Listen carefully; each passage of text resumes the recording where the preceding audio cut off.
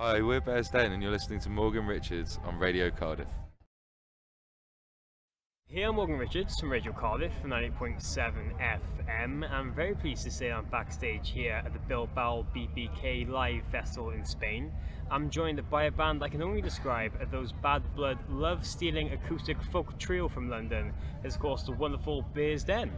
Hello. Hey mate, how you doing? Hey guys, you right? Yeah, good thanks. Yeah, how's things? Really good, yeah. Just enjoying the surroundings, being in the mountains and all that. It's pretty cool. Okay, awesome. So we're enjoying Spain? Yes, exactly. Basque country of Spain.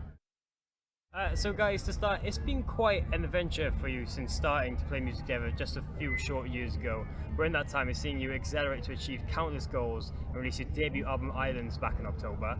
I'm sure everything leading up to this moment has just felt like an incredible journey and one still really excited to be a part of. Yeah, basically in a nutshell, I think that's pretty much it. It's very hard to.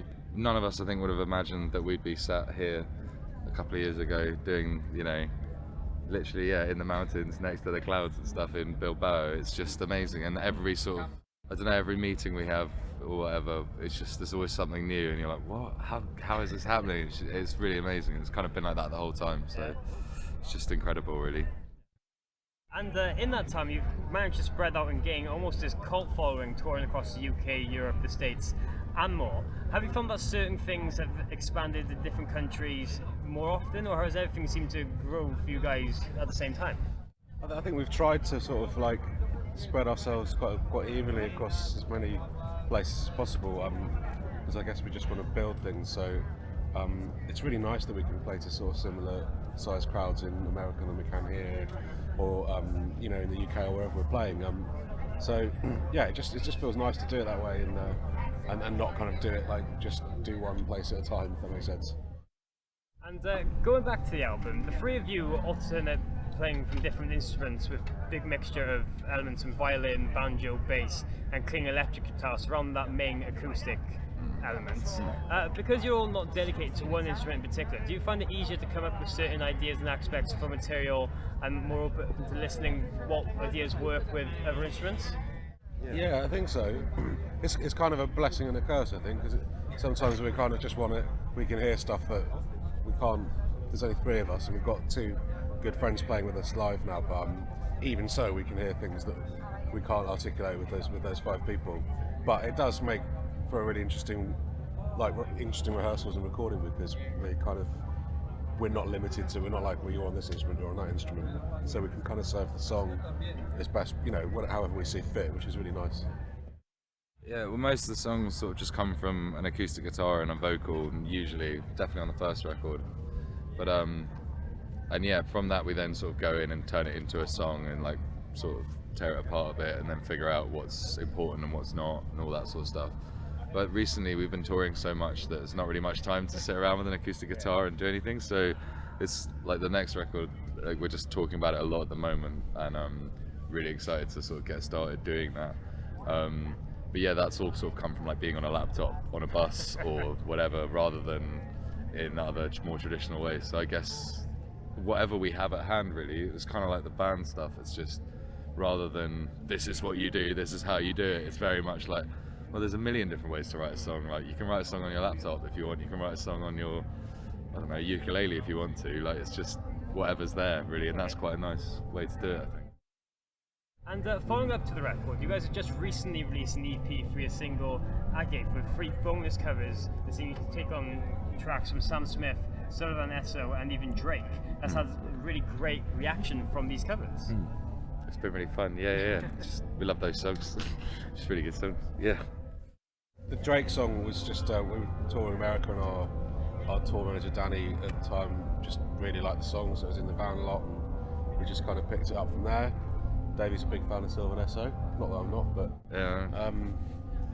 I really like that Sam Smith song. It just felt like a good mix of things that were floating around. It's nice to be able to cover songs and just sort of step outside your own material for a second. There's so many good songs as well, and I think it's really refreshing for us to not be like just working on our own stuff all the time, and it's just how other bands think is so much more interesting in a weird way, like, and that's how you learn how to be a better band, from other bands' music and watching them play live and listening to their records, and So yeah, that was a big thing for us. Okay. Oh, fantastic. And guys, one of the main things I actually want to talk to you about is that I found it quite interesting when you all started playing together back in 2012. You were all determined to just hit the road and tour, getting inspired along the way instead of recording songs. Do you feel that taking that approach in the beginning really benefited and shaped the sound and identity as the band you've become today? Yes. Yeah, absolutely. Yeah. Like, I think there are so many ways to do things, but I think in the same way David was saying about like you're formed by, or you create with whatever is to hand. If you're on the road, then that's how you hone your skills, and we love touring, and we've always wanted that to be a big part of what we do. So kind of it's quite a natural, logical thing for us to just get out there and have a crack at it and take it from there, rather than, I mean, we did spend quite a lot of time talking about it before we did it. Yeah. But it's like kind of, then once we knew what we were going to try and achieve, then it was just a question, we might as well just go and do it rather than kind of.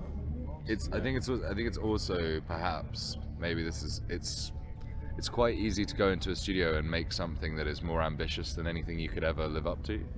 And so I think for us it was really important that we had to make something we could actually do. And the best way of doing that is to see what you can actually do and then record it, rather than just record it and then push yourself to do it.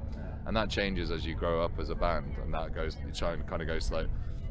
Now you need to push yourselves to do things more, and you can think about things like having trumpets or whatever it is live playing with you, which is something we've just recently been able to do.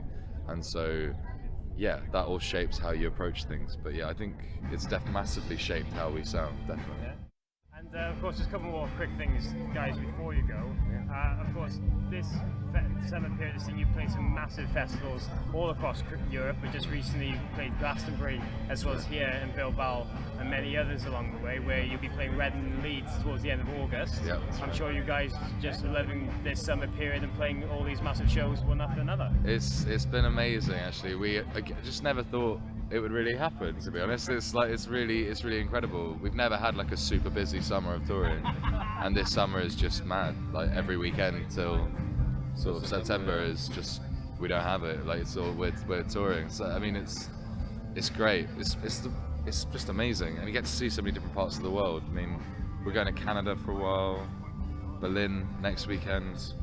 You know, just like so many beautiful places. It's just mind blowing, really. Like, again, Bilbao is pretty great. Didn't think we'd be in Bilbao. We're in Bilbao.